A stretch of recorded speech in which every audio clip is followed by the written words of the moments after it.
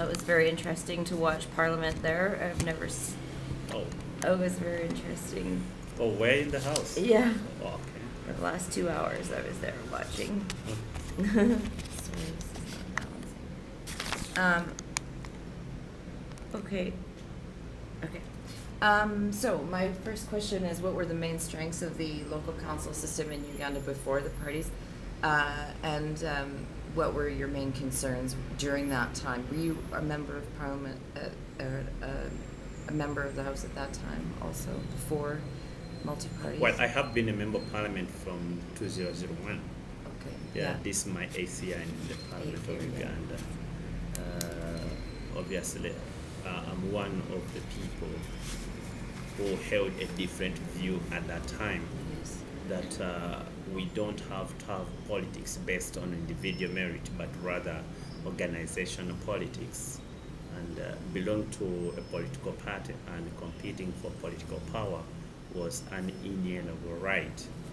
And at that time we had what we call a movement system of government, the so-called no party democracy, which I strongly disagreed with. It was monolithic. For those of us who believed in multipartyism, we thought this was a one-party state at that time. Yes. At that time, we had the local council systems, mm-hmm. where access to that office was based on individual merit. You campaign on individual merit rather than party politics.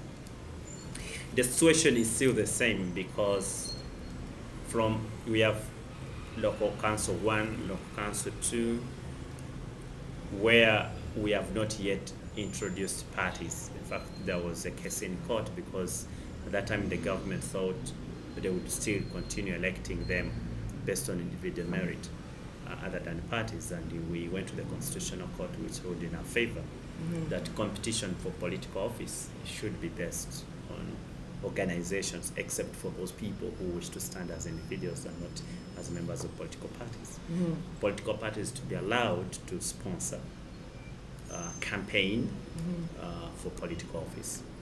So that's what happened. Yes. We ran a decentralized system mm-hmm. from the central government.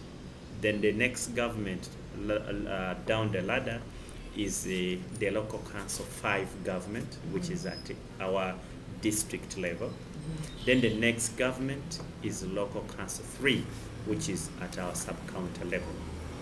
Those offices at local council 3 and local council 5 are competed for on political party basis for those who would wish to campaign as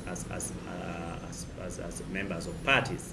Political parties are allowed by the Constitution to sponsor candidates for those parties, for those offices. Mm-hmm. And in most cases, you'll find that this council, the chairperson is of a different party, members of the speaker of the district council could be a different party, and some councillors or local councilmen and women of different parties and so on. So I think that's part of a democracy where politics, to me, I believe, is a joint investment. It has nothing to do with individual merit, and I think there's no problem with it. Of course, it has its own challenges, I must say, where sometimes you've got partisan interest, which stifles the work of the council, and people look more at their parties instead of the general picture of the district or the sub-county. But that's politics anyway, even at a national level. Sometimes you've got national issues and people are bipartisan. Then sometimes you've got issues where people are really partisan, depending on the interest they have or the political interest. You can't avoid it. Mm-hmm. And of course, we can't agree all the time. I do believe that if 2 people agree all the time, then one of them is foolish. So you'll always have those differences anyway. So it's a big challenge, but it's part of a democratic process. And it depends on the business of the council, of the business of parliament. And then it also depends on the leadership, the person steering the business of the house, of the council, to make sure that you steer it from partisan interest to national interest or the country's interest. Mm-hmm. And so that was one of the main concerns, was for the reasons why they didn't want to have multi-party was that sort of entrenched partisanship. Do you think Uganda's sort of getting to the point now where reading the sort of arguments of why there was a no-party state or no party, because of this concern of being too divisive and creating this sort of politics like Kenya is experiencing? I think you're right. Those people who were in for this no-party democracy, which I never believed in, had that as their concern. Of course, some of them were legitimate. Others, they were doing it really dishonestly. They just wanted to have this one-party state because some of us were disagreed with them right from the beginning that, well, we don't believe in that system. So if I don't believe in the system, what was my political space? Yeah. I didn't have any. So you can't say you must belong to my organization. In English, we call that conscription. Yeah. We had been conscripted to this National Resistance Movement organization, and struggles like us, political activists like us, and maybe people who had opportunity to go to school, we thought that's not something you would want to be conscripted to a political organization. If I believe in it, I join. If I don't, I quit. There was no opportunity. But the point they were trying to raise, which I think I've said before, it was legitimate, yes, but also dishonest, was that bringing in parties, then you have ethnicity, dividing our country along ethnicity lines, religious lines, and now political lines. The country was already divided anyway, because ethnicity is ethnicity. We have several tribes and so on. And it is when one ethnic group feels, this, how can I put it? One ethnic group seems to be disenfranchised, that you have this problem. But if you are leading a country and you are accommodating each and every ethnicity, and people working together for a common good, then the issue of disenfranchisement does not arise. So to me, the problem was not about political parties. The problem was about politics, where one tribe was disenfranchised, or where eventually you've got a political group which has its political base in a particular ethnicity and it is in power. Then it sort of undermines other tribes in terms of job allocation, in terms of resource allocation, and in terms of general development of the area. You find that particular ethnicity, their children are going to better schools. Their children, when they qualify from university, postgraduates, they go to better universities. We had a big problem in this country, which they used to call a State House Scholarship Fund. Nobody knew about how it was operated. It was only the president. And to access the president, then you had to be somebody nearer to him. And it fell back to his ethnic group. In fact, it explains what it is here today. The biggest question you have today is that ethnicity or sectarianism, where some of us think that the people from the current president's ethnic group are dominating civil service. They are dominating the army. He used that scholarship fund for most of the people from his ethnic group to get scholarships, to go to the best universities in the world. You know, they are all ready with, you know, with master's degrees from Yale, Boston, you know, Oxford, Harvard, name it. Both, you know, postgraduate qualifications, and when they come here, they are the first eventually to qualify to get jobs, because where they have the qualification. But So the same thing's happening anyway. yes, Yeah. so it is happening not because of political parties, but because of the politics. The political parties don't have any relevance in this. It's just the politics. So yes, others could have raised it legitimately, but in most cases, those people who raised that particular argument were dishonest. Okay. I have one more question for you then, if that's okay. I wanted to know why you thought, what was the main reason that the transition occurred? You know, what was the main impetus? Like, where did it come from? Your groups like yourselves, or your own organizations, or international community, or various. Is that me? Yeah, don't mind. Don't mind. Okay. So just where the impetus for change came from in your mind, in what you saw on the ground. You see, to me, I do believe democracy is a struggle. Some of us who felt we were disenfranchised at that time, we continue struggling and we continue lobbying. And it was no longer fashionable to have a different political system in an isolated way. The world has become a global village. There is no such political system as no party democracy. No, it doesn't happen anyway. Yeah. So the development partners at that time also were putting pressure, I think, on the government then. So look here, in terms of good governance, there is a large section of the population you are shutting out, and there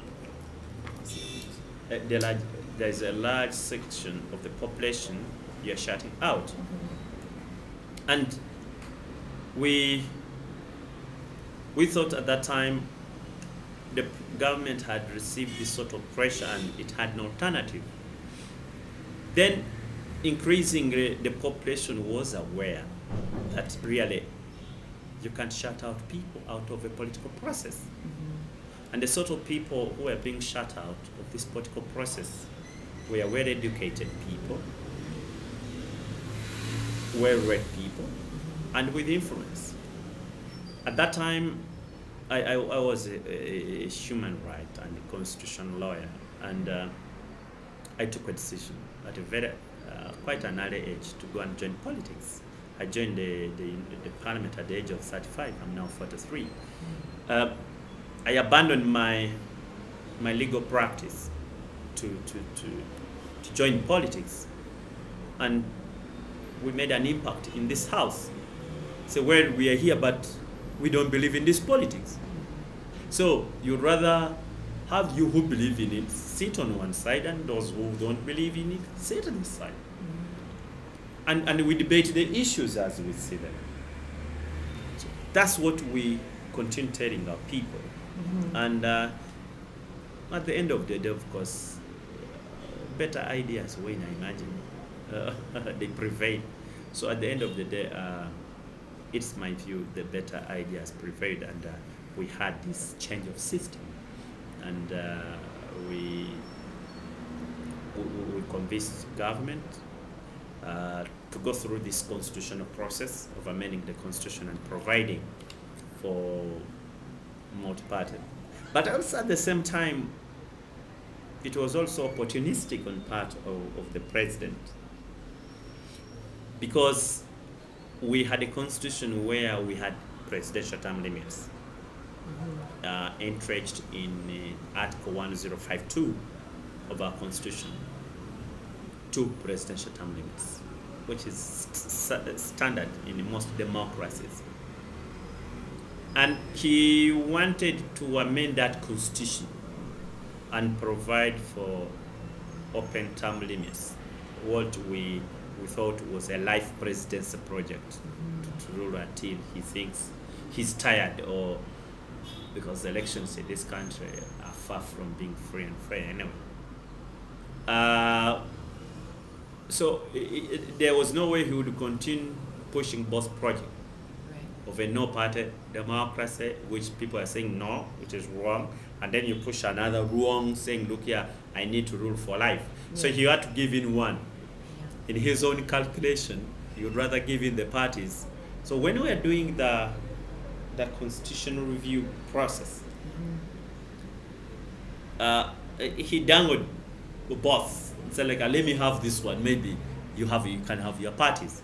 Obviously, we opposed both, but on one we won, on the other we lost. We lost after big scandal. Big scandal. I don't know whether you've heard about it. That most members of parliament were openly bribed. It has been a very big debate. You can ask anybody you interview about the 5 Uganda million shillings bribe of members of parliament to change the constitution, amend it, and provide for open term limits. You know, just ask anybody you interview, because it's a national debate, it's a national scandal. 5 million shillings given to Ugandans, parliamentarians, to amend the constitution and repeal Article 105, Sub-Article 2, to provide, to do away with the term limits. So he got it through bribery, which is something very, it's public knowledge. Okay. It's public knowledge. Everybody talks about it.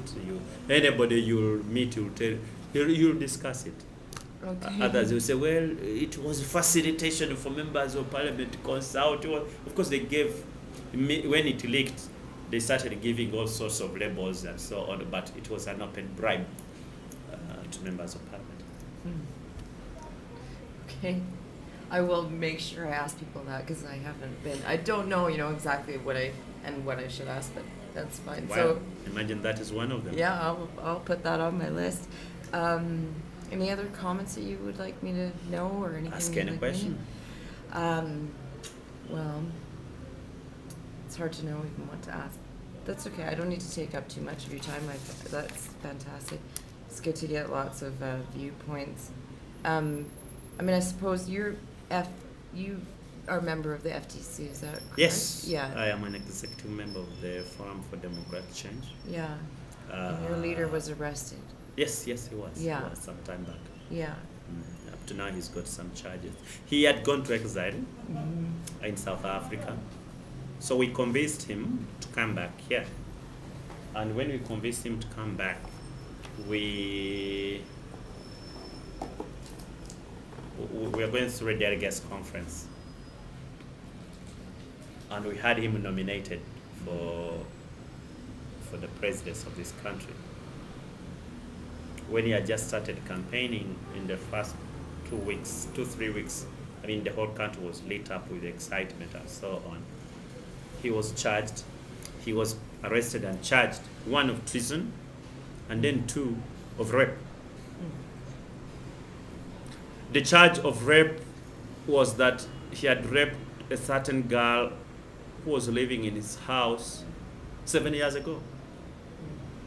And he had only stayed in exile for only 2 years. So he had been here for 5 years. Nobody had talked about it. He goes to exile for 2 years. He comes back. Then they say, you raped a girl 7 years ago. Of course, we went through that. And you see, our law is that if you're charged of a heinous offense, a felony, I don't know whether you're a lawyer, a felony, these are the bigger crimes. You're not entitled to automatic bail. So he was incarcerated in jail for some time. We had to push pressure on the judiciary, and he was granted in unprecedented bail, which they called temporary bail, which is not within our legal system anyway, but because of the pressure on the judiciary at that time. So they decided to release him and told the politician, go and sort it out. Don't bring your things here to our courts. Eventually, of course, the case was dismissed. But that time he was like, he campaigns for 3 days back in court, and you're moving up country, then you must drive back to Kampala because you've got a court hearing and so on. And then it disrupts your program, but he had stayed in jail for almost a month. So it wasn't something, it was calculated to handcuff him, to handcuff his political campaign. But emerging democracies will always have these hiccups. Imagine these are labor pains as... Yeah, well, 2001 United States. It's a good example of campaigns that don't always go well. But so for you, future development of your party and connecting to the people and that kind of thing, what's your biggest challenge, do you think, moving forward here and trying to develop, pluralism or political you see, democracy? we had literally 25 years of demonizing political parties by the then system.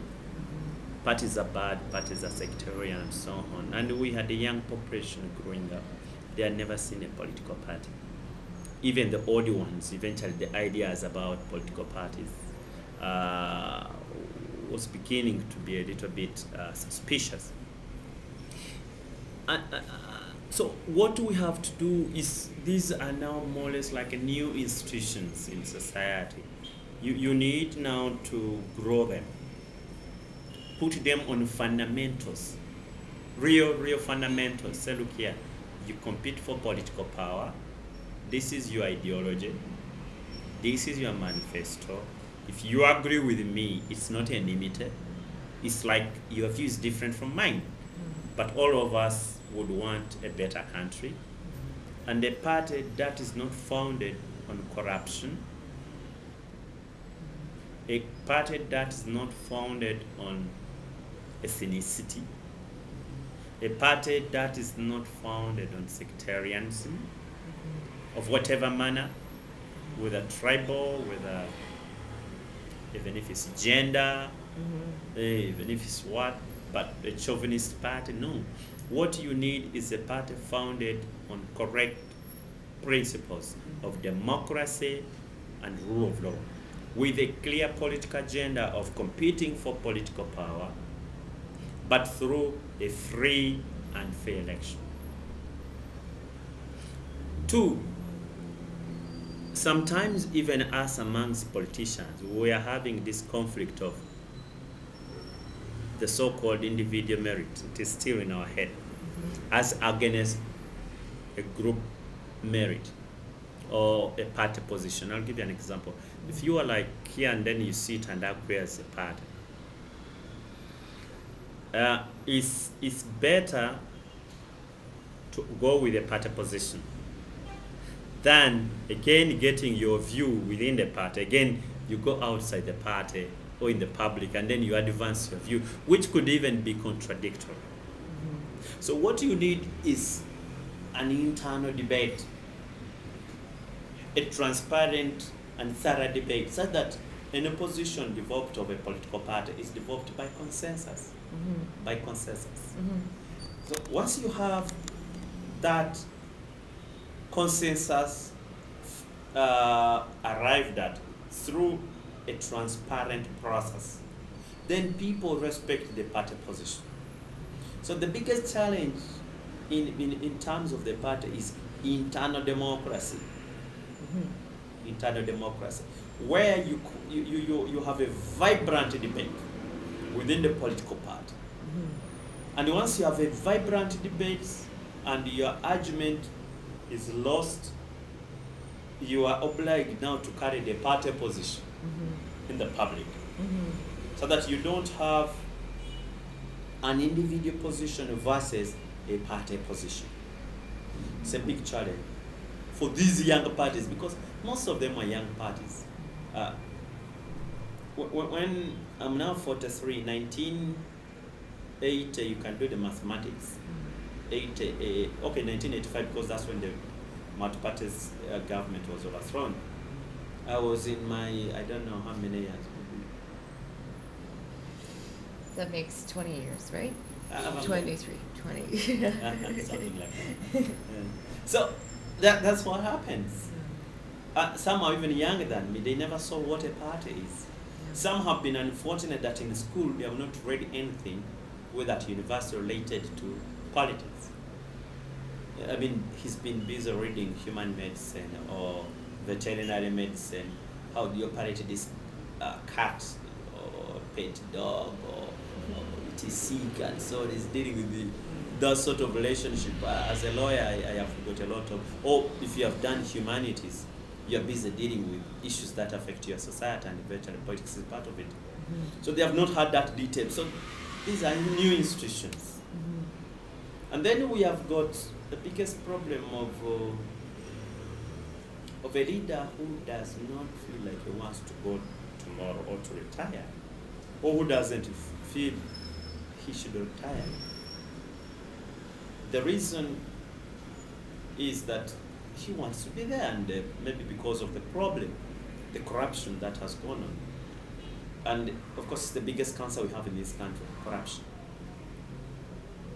Corruption doesn't only affect the moral fiber and development, but it also affects the politics, both the national politics and the internal politics, where our people, now members of the parties, are looking at what does the party give me, not what do I give the party.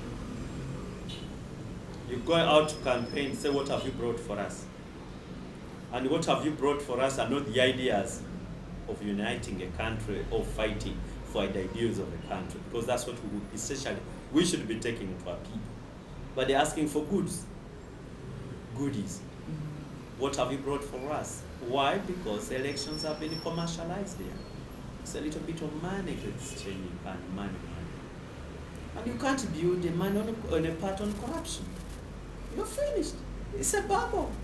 It will burst. It will certainly burst. At a slightest opportunity, it will burst. So that's the problem we have. Corruption.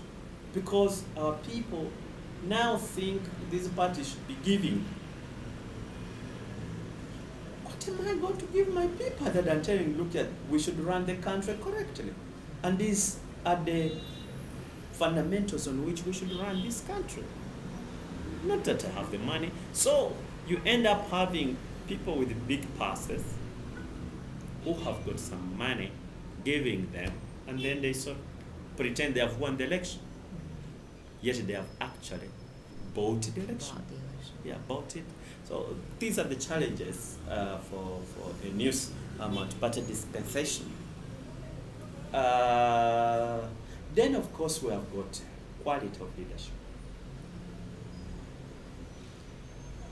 You see, after some time, people who we think should be able to provide leadership have become so apolitical. The word in English is what? Okay, it's apolitical eventually, but despondence. Despondence. Despondent, yeah. Yes. Yeah. They've given up this. Yeah. It's your business. Those who wish, let me get my job, make my money, look after my family. And the people who actually should be taking over leadership positions now tend to be out of politics. So you eventually have a leadership problem at the local level and even at the national level. I just sit in this institution I sit in here called Parliament of Uganda. That 60% of your people really are not supposed to be worth in this house. 60%. You know, where something like this is strange to you. You can't tell me you can't work on a computer and so on. I mean, and you have 60% of your parliament. And there's nothing he knows about this thing. Or what he cannot do is about, I think, sending an email and receiving one, and that's all. So, what do you expect? So, we have a leadership crisis. Terrible crisis of leadership. And now, from the national, it goes to the parties. Then eventually you have people competing for these positions in the parties, but they are not out in the job. Whether ideologically, you know, you say, okay, what is your vision? You've been asking for this position, tell us. It is zero. It is zero. So that's another challenge. Well, basically, I think offhand. Yeah. I think that's what I can think about. Thank you. I'm not writing an academic paper myself. So. You'd better write it. Yeah, it's a fascinating time, I think, for your country, right? And all the things that are coming together. For me, that's why it's so interesting. But okay, so could you sign my consent to say that I didn't do this without your permission? I always sign checks. So. Oh, you only sign checks?